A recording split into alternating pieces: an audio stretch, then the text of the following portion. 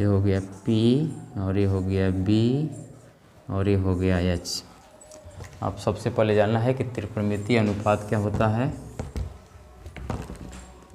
तो समकोण त्रिभुज में न्यून कोण,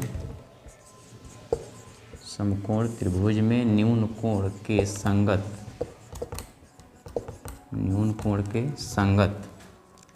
भुजाओं के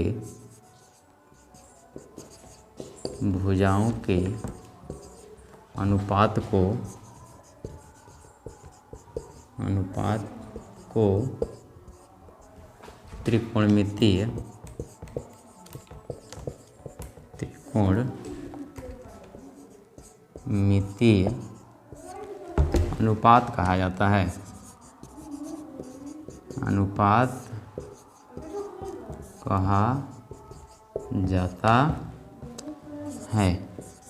क्लियर है। तो कोई भी समकोण त्रिभुज होगा उसमें एक समकोण होता है और दो न्यून कोण होते हैं। जैसे ये आपका समकोण हो गया और दो न्यून कोण, ये न्यून कोण हो जाएंगे और ये न्यून कोण हो जाएगा। ये दोनों न्यून कोण है। समकोण त्रिभुज में एक समकोण होता है और दो ठो न्यून कोण होते हैं।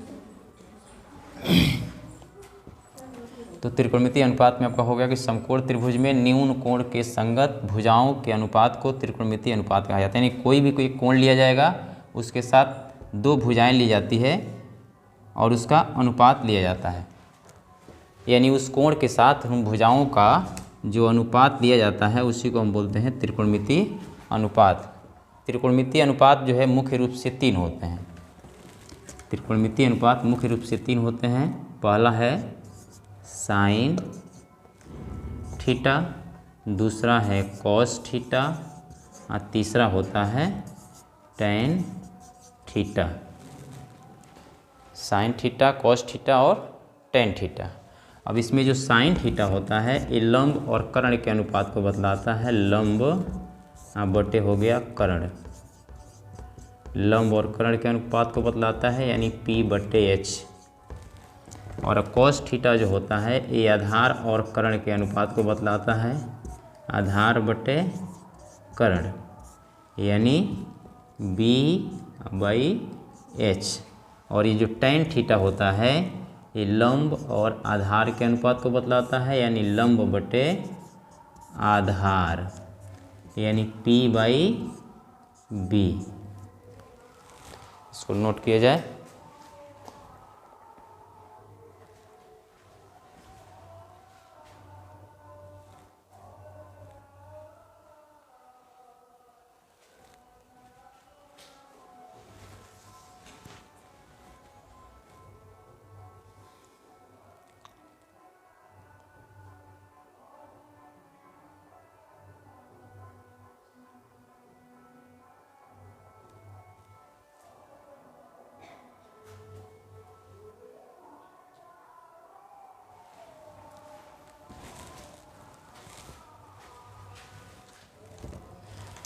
तो ये हम लोग त्रिकोणमितीय अनुपात को समझ गए कि समकोण त्रिभुज में न्यून कोण के संगत भुजाओं के अनुपात को त्रिकोणमितीय अनुपात कहा जाता है। इसमें मूल रूप से तीन अनुपात लिए जाते हैं, जिसमें पहले को बोलते हैं साइन, दूसरे को बोलते हैं कॉस, तीसरे को बोलते हैं टेन। ठीक है।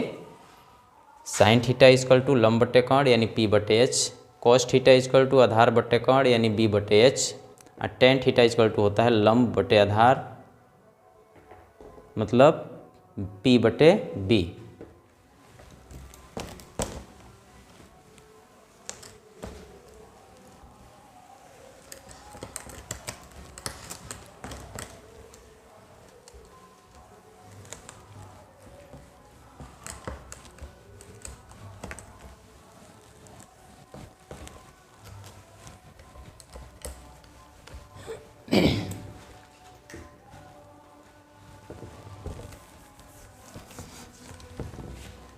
अब इनके अलावा तीन त्रिकोणमितीय अनुपात और होते हैं जो इन तीनों के व्युत्क्रम होते हैं, जिसमें हम पहला, इसके बाद जो चौथा नंबर आता है वो आपका हो जाएगा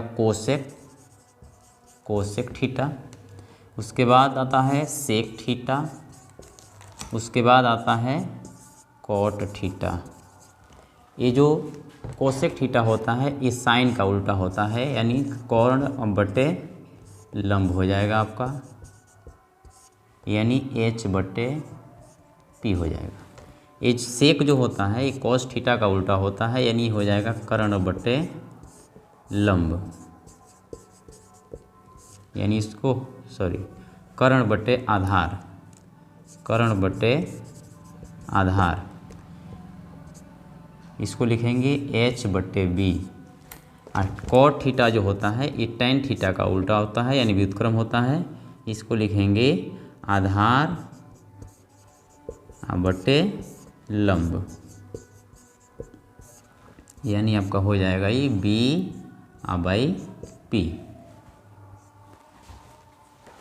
तो इस तरह मूल रूप से 3 त्रिकोणमितीय अनुपात हो गए, साइन थीटा, कॉस थीटा और टेन थीटा।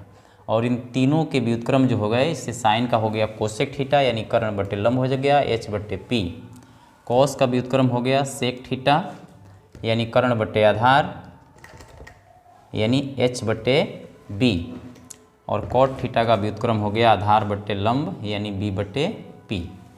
तो इस तरह जो है कुल हमारे 6 त्रिकोणमितीय अनुपात हुए। अब यहाँ से ये जो फार्मूले हैं इसको इस प्रकार भी हम लिख सकते हैं, sine theta into cosec theta equal to 1, cos theta into sec theta equal to 1, tan theta into cot theta equal to 1। क्योंकि एक दूसरे के व्युत्क्रम है तो इनका गुणनफल जो है 1 आएगा। इसको यहाँ से साइन थीटा इक्वल टू 1 बटे cosec theta, cosec theta equal to 1 बटे साइन थीटा, इसी प्रकार कॉस थीटा इक्वल टू 1 बटे सेक थीटा लिखा जा सकता है। इसको नोट कीजिए।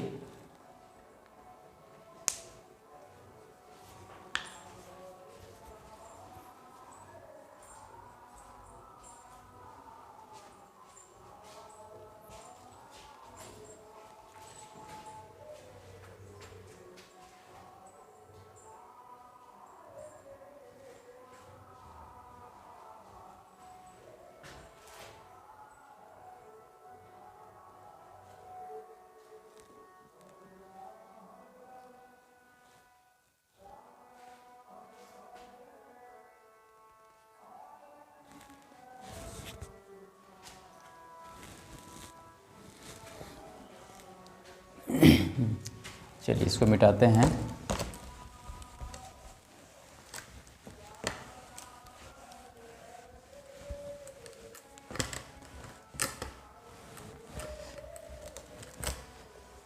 चलिए इसी प्रकार हम आगे भी लिखेंगे, सेक थीटा, सेक थीटा को हम कॉस थीटा के रूप में लिखेंगे तो 1 बट्टे कॉस थीटा हो जाएगा, टेन थीटा इक्वल टू 1 बट्टे कॉट थीटा, और जब कॉट थीटा लिखेंगे तो ये हो जाएगा 1/tan थीटा। तो इस तरह हमारा ये 6 त्रिकोणमितीय अनुपात और उनके आपस में संबंध हो गए।